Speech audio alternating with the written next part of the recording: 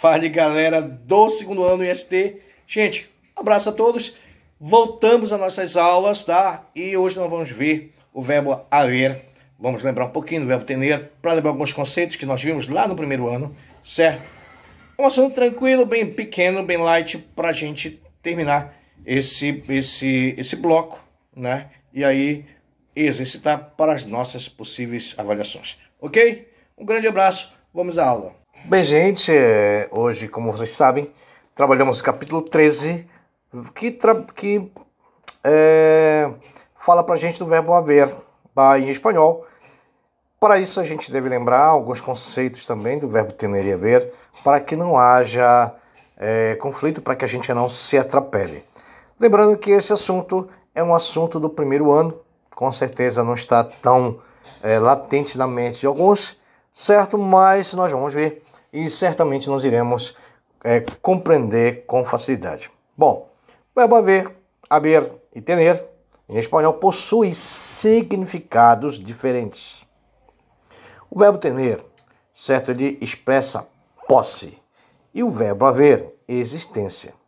Só que no Brasil, nós brasileiros, temos o costume de utilizar informalmente o tem no lugar do ter e do haver, não é isso? Então a gente usa, aliás, no lugar do ar, né, do verbo haver, a gente usa o verbo ter, né? Que em espanhol é o tener e haver, certo? Então o que acontece? A gente faz muito essa confusão. E quando nós chegamos à utilização no espanhol, que ele faz essa distinção, essa utilização de verbos, né, a gente acaba se complicando. Mas vamos lá. O verbo tener, ele necessita de um sujeito, certo? E por isso ele deve ser conjugado sim. Eu tenho, tu tienes, ele tem, e assim vai, ok?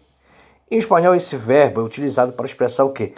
Posse, certo? Necessidade, tá? Podendo ser substituído por você, certo? Beleza? O verbo haver, ele expressa uma obrigação, uma necessidade, certo? Porém, de uma forma diferente, de uma forma mais específica. E aí a gente vai fazer a compreensão melhor. Olha lá, eu te falei que o verbo tener, não é isso? Ele pode ser conjugado, não é? Ele necessita de sujeito e tal. Quando nós chegamos no verbo haver, ele é impessoal e por isso ele jamais deve ser conjugado, certo? A sua forma deve ser trocada em relação ao tempo, qual seja presente, passado ou futuro. Em espanhol, gente, esse verbo é utilizado para expressar existência, certo?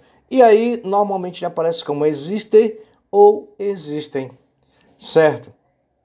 E como nós já falamos anteriormente, ele tem a função de expressar obrigação, necessidade, de forma mais específica. E aqui nós temos o nosso exemplo, por exemplo, no presente.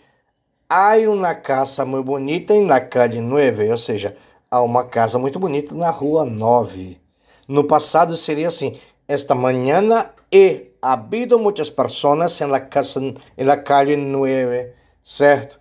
Olha lá, eu tenho aqui dois verbos, ha habido, certo? Olha outro exemplo, no passado. Mês passado hubo una fiesta en la calle 9. No futuro seria assim, en el próximo año habrá una gran fiesta en la calle 9. Então assim, gente, é muito fácil eu compreender pelo contexto, tá? Por quê? Porque esses dois verbos, eles são extremamente diferentes. O que pode pesar é nós aqui na nossa prova do Enem fazer essa confusão por hábitos de usar em nossa língua portuguesa, coisa que nós não podemos confundir, certo? Por quê? Porque eles têm significados extremamente diferentes, né? Olha só, novamente, o verbo ter expressa o quê? Posse. O segundo, existência, que seria o verbo haver, existência. Como nós estudamos o verbo haver, eu coloquei somente o ter para que a gente possa fazer a diferenciação. Existência. E aí eu tenho aqui uma outra forma. O verbo haver mais a partícula que. Mais o que, tá? Hay que. Aí eu tenho o primeiro exemplo. Hay que trabajar para comprar uma buena casa. Hay que tener una buena educación. Hay que estudiar mucho para ser exitoso. Perceba? Então, é muito fácil identificar dessa maneira e dentro de um contexto maior, né, da minha prova do Enem, eu consigo facilmente perceber a função caso apareça do verbo haver e do verbo tener, ok? Então, eu espero que esteja ficado bem claro, porque esse é um assunto bem tranquilo para a gente aprender, ok? Então, hasta la vista a todos.